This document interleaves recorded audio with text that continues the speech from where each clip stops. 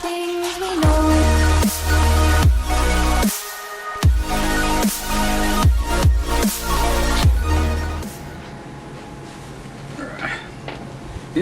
Welcome back, everybody. If this is your first time visiting my channel, please like and subscribe. If you have any questions, you put them down in the comment section. I'll do my best to get to them, or I will answer them in a future video. I had a couple people ask me a very somewhat vague question, so I thought I would do my best to answer it as best as I could. I keep having people ask me, what is peritoneal dialysis? Well, dialysis in its most basic form, a very simplified answer, would be you're trying to filter out your blood and get the bad things out and let the good things stay, which is actually a lot harder than you might think. So the two primary types of dialysis are hemodialysis, which actually removes your blood from your body. It goes through a filter, for lack of a better word, called they typically refer to it as a dialysate, and through a trickery of pressures and negative pressures, vacuums, they're actually able to remove excess water and some of the acids and bad things out of your body that you don't want, and they put the blood and the necessary things back in your body.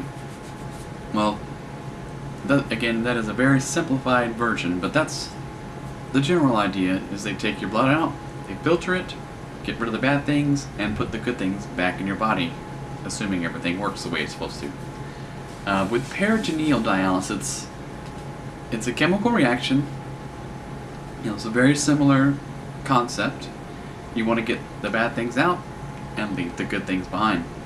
The only difference is, instead of using a synthetic filter in a machine, my machine, all it does is it pumps fluid into my body at a regulated amount, and that fluid consists of water, dextrose, and a couple other proprietary ingredients that keep it from going bad. And what happens is that fluid goes into my peritoneal cavity, and you might have no idea what that is. So in your tummy, all of your intestines and everything else, without getting too vivid and grossing people out, is a layer of skin that holds everything somewhat in place. And that skin is riddled with veins, and because of the fact that it's a spherical, round around your tummy, your intestines, it has a lot of surface area. So when you put that fluid inside of that peritoneum, inside of your peritoneal cavity, the fluid is touching that wall all the way around, and it's a large surface area.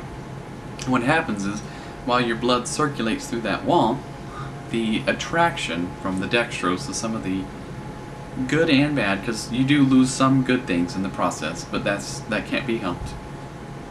But it pulls a lot of the bad things out of your body, such as acids and things like that. It actually pulls them through all the little veins. They filter through that skin, through the wall of the vein, and the good things normally can't get out of the blood flow. So they'll be restricted into the peritoneum cavity, and they circle throughout the rest of your body. And as you sit there and dwell, your heart is beating, the blood is flowing, and in the process, you're losing the bad things into that fluid, which in my case, after an hour and 40 minutes, it will drain out, and I will do the process 3 more times every night. And I sit there for an hour and a half, well, an hour and 40 minutes, for every single dwell. And then it empties out, and then I fill up, and then I empty out, and then I fill up, rinse and repeat, every night, 6 days a week. So, in the process, I lose some good things. I do lose sodium, which you want to get rid of to a certain degree. I lose potassium, which you want to get rid of to a certain degree. Phosphorus, creatinine, several acids are removed.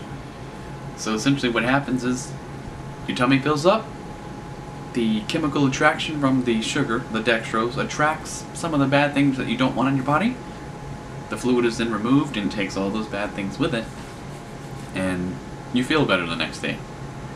And it's actually a very pretty quick process as to how fast you'll feel better when you start doing dialysis, because when I first started, I was sleeping about 14 hours a day, and I just could not get up and move. I couldn't do anything anymore. I had to take a break from work because I just couldn't work anymore. But after only about a week of doing dialysis, I was back at it. Hemodialysis, I don't have a lot of experience with. I do see it happen, and I understand how it happens, but I'm not very good at explaining exactly how it happens, because for hemodialysis, the blood is removed from the body. It runs into a dialysate, which is like a filter.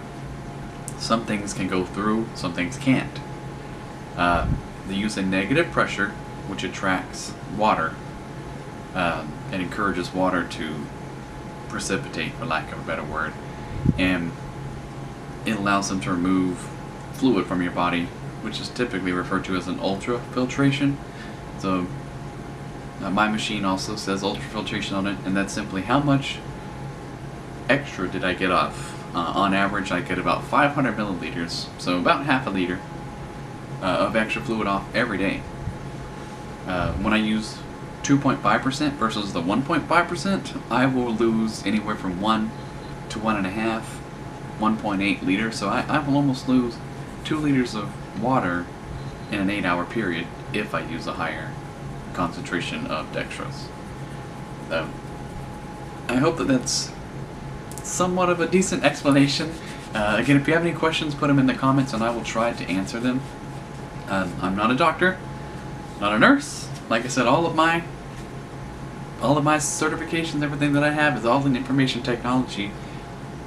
All the information that I have through experience. So, I hope you're doing good, and stay happy.